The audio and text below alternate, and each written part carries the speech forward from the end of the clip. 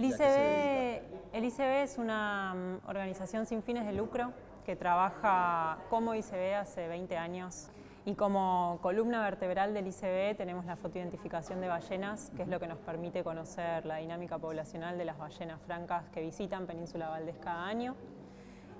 Básicamente lo que hacemos es sobrevolar los golfos, fotografiar ballenas y después de un largo proceso de edición de fotos y de pasar esas fotos por distintos software, podemos saber quién es quién nos visita, si viene con sus crías, si sigue eligiendo Península Valdés. ¿Por qué vienen las ballenas acá? Las ballenas vienen acá particularmente en el ciclo de vida que corresponde al apareamiento, a la aparición de sus crías y al destete de sus crías.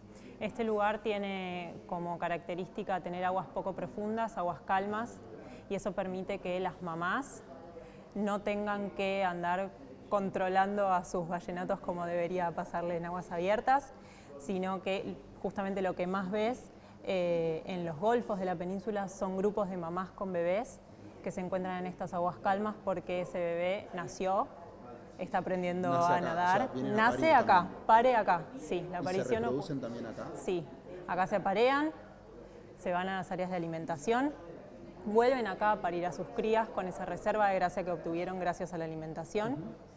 Esas crías nacen acá y pasan sus primeros meses obteniendo la leche de sus mamás, que les va a generar una capa de grasa suficiente y un tamaño suficiente como para poder tolerar una migración nuevamente a las áreas de alimentación.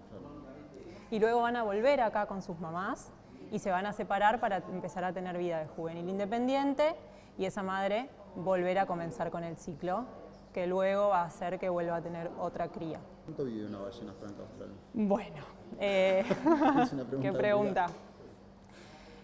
La fotoidentificación, mientras se sostenga a lo largo del tiempo, nos va a poder responder esa pregunta de manera Todavía ideal. no sabemos. Tenemos una estimación de entre Cerca de 70 y 80 años, pero la realidad es que pensá que hace 47 empezamos a fotografiar ballenas. Quizás la ballena que fotografiamos por primera vez tenía 80 años y no lo sabemos. Entonces, mientras sigamos pudiendo fotografiar ballenas y sigamos viendo ballenas que quizás sabemos que nacieron acá y en qué año lo hicieron, podemos ir sabiendo si realmente ese número de 70-80 es correcto o es mucho más. Okay. ¿Qué características tiene la ballena franca austral? Bueno, la ballena franca austral es un mamífero, específicamente un cetáceo, y es un misticeto. Es decir, los cetáceos se dividen en odontocetos y misticetos. Los primeros, los odontocetos, son animales que tienen dientes, por ejemplo, los delfines, la orca o el cachalote. Y en contraposición a eso, los misticetos o cetáceos barbados no tienen dientes, sino que tienen barbas que les permiten alimentarse a través de la filtración.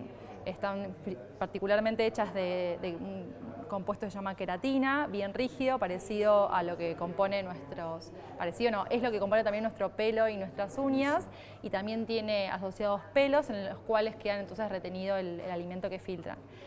Además de estas características, es un animal que llega a medir hasta 17 metros. Las hembras son las que son más grandes que los machos, las que alcanzan esta medida. Los machos pueden medir entre 13 y 15 metros y llegan a pesar entre 30 y 50 toneladas aproximadamente. Bueno, el estado de conservación de esta especie es, según la Unión Internacional para la Conservación de la Naturaleza, que justamente clasifica las especies existentes en términos de conservación, su estado de conservación es no preocupante, se llama least concerned en inglés, y tiene que ver principalmente con que la población está creciendo. Esta población de ballena franca se encuentra en crecimiento, a una tasa de crecimiento que oscila según el año entre un 5 y un 7% anual. De todos modos, si bien desde 1935 se prohíbe la caza comercial de ballenas y eso ha contribuido a que la población esté creciendo, la abundancia de esta población de ballenas no llega ni de cerca a lo que había antes de la cacería y además esto tiene en gran parte que ver con que sigue padeciendo amenazas a la conservación que ya no tienen que ver con la cacería, pero tienen que ver con otras cuestiones. Por ejemplo, el tema del calentamiento global hace que se afecte indirectamente a la ballena a través de su ítem presa principal, que es el krill. que es un crustáceo muy pequeñito. ¿Qué tan pequeñito? ¿Qué tan pequeñito? Unos 6 centímetros, Ok. 5 Más o menos. Okay. Y lo que hace este krill es alimentarse de unas algas que se desarrollan abajo de las capas de hielo.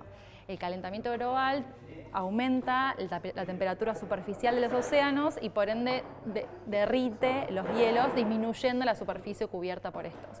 Entonces, al haber menos hábitat para las algas, el krill tiene menos disponibilidad de alimento, hay menos krill y eso hace que haya menos krill disponible para las ballenas. Entonces, esa es una amenaza a su conservación.